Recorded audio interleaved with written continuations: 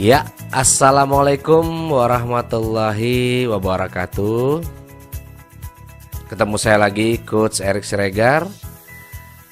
Masih dalam obrolan santai, obrolan ringan seputar dunia motivasi, pekerjaan, bisnis, psikologi, dan lain-lain. Kali ini saya akan mencoba untuk mengangkat sebuah materi yang cukup menarik, yang saya beri judul ketakutan yang nyata atau prasangka. Saya ulangi, ketakutan yang nyata atau prasangka. Judul ini saya angkat dari beberapa pertanyaan dari klien hipnoterapi saya. Jadi kebetulan selain saya seorang trainer, motivator, dan penulis buku, saya juga masih menjalani profesi sebagai seorang hipnoterapis.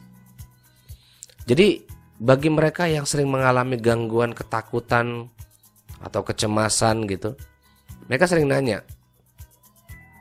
"Pak, kira-kira bagaimana cara mengendalikan atau mengontrol pikiran saya dari ketakutan-ketakutan?"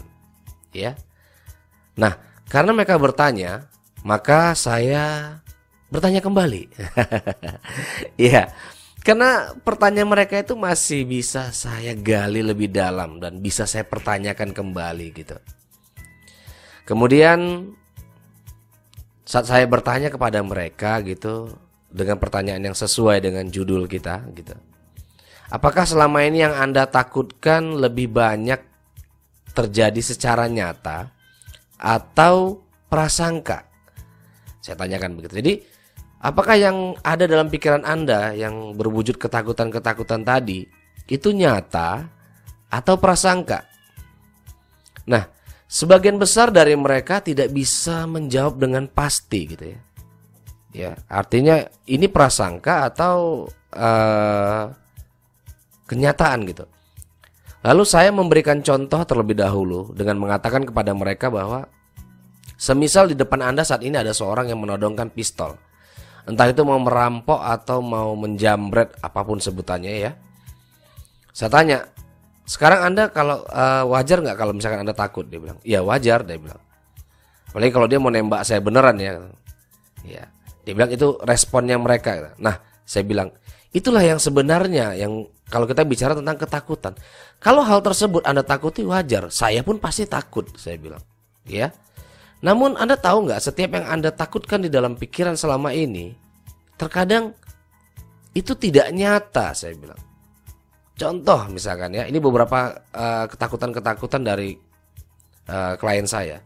Mereka ada yang takut dengan masa depan, takut nanti hari tuanya tidak bisa menafkahi anak istrinya dengan baik, takut nanti kalau bisnisnya bangkrut, takut kalau nanti begini, nanti begitu. Banyak sekali jenis-jenis ketakutan yang mereka munculkan.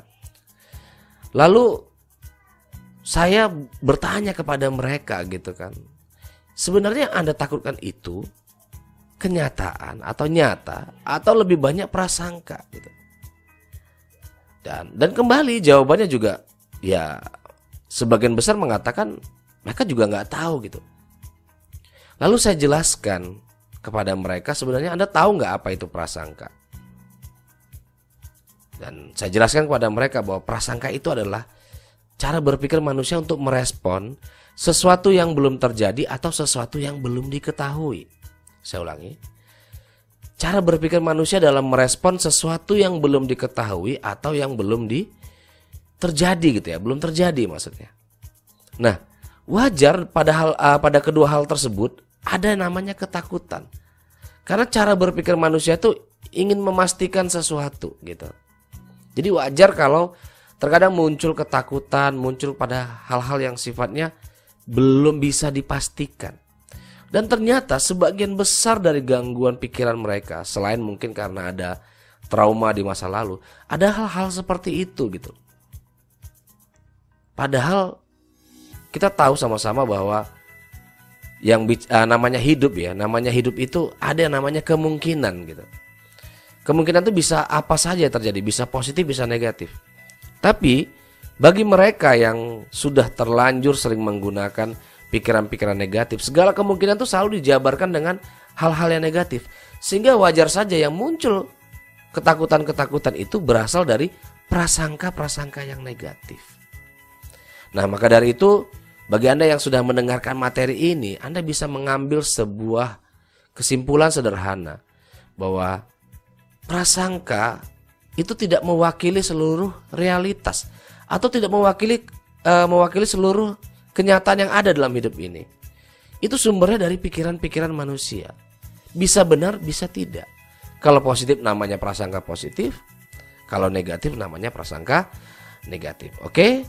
Mungkin materi singkat ini cukup memperjelas atau membuka wawasan dan wacana Anda dalam berpikir. Bagi Anda yang sudah mendengarkan, Anda boleh share, bagikan kepada orang-orang yang membutuhkan. Mudah-mudahan bermanfaat. Saya akhiri dengan Assalamualaikum warahmatullahi wabarakatuh. Dan sukses untuk kita semua.